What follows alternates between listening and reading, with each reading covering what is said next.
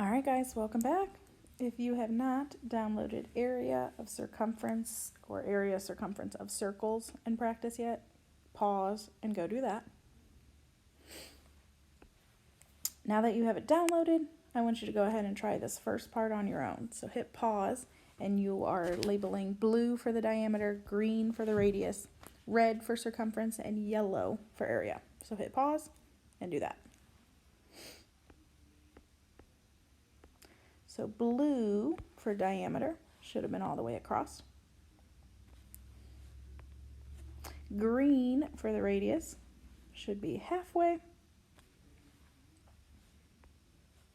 Red for the circumference.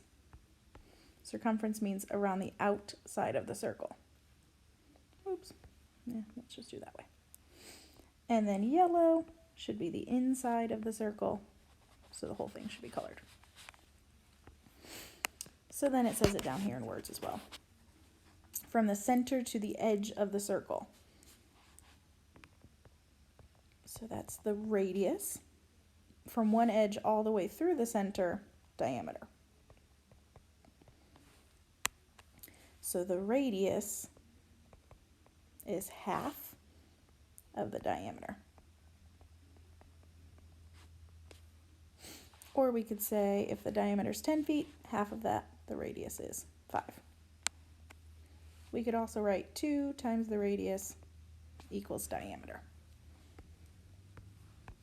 Next part, circumference. So remember, that's like the perimeter for every other shape, but for a circle, it's called circumference.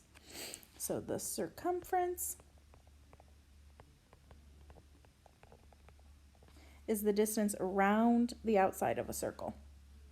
It's another word for, again, perimeter. The formula for circumference, we've got 2 of them. Either 2 pi r or pi times diameter. If I take 2 times the radius, that gives us diameter. That's why these are the same formula. So let's do a couple examples. The circumference of a circle, remember, use 3.14 for pi. This one, they gave us the radius, so we'll go ahead and use the formula 2 pi r. So circumference equals 2 times pi times 3. If we do 2 times 3, that gives us 6. This is called leaving things in terms of pi. So you can leave it as 6 pi, but remember, when 2 things are next to each other, that means multiply. So you could also do 6 times pi and have 18.84. Either answer is fine. For things like big ideas, you have to multiply through, but if it's quizzes and tests and things like that, you can leave it as 6 pi. For number 2, they gave us diameter, so go ahead and use pi times diameter. So if you leave it in terms of pi, that's it, 14 pi.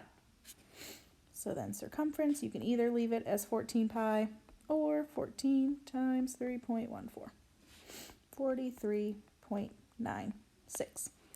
They told us to use 3.14, so that's why we're not using the pi button. Moving on. Next is area of the circle. So the area is the number of square units to cover the surface. It's the inside of the circle, how much space it takes up.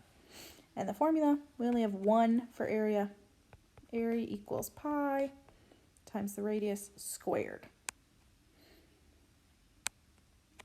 So find the area of the circle. Remember, pi equals 3.14.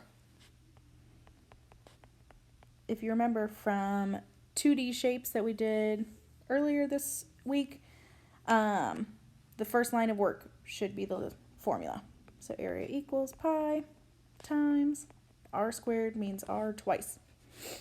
So I can either do 16 pi or 16 times 3.14, 50.24.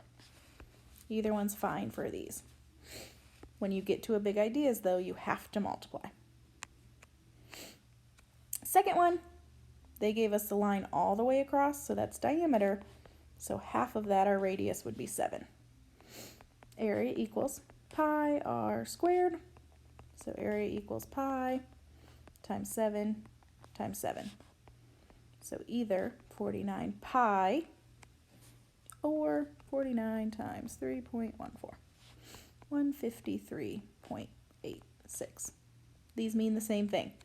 As long as you remember the pi, they're the same. Last one.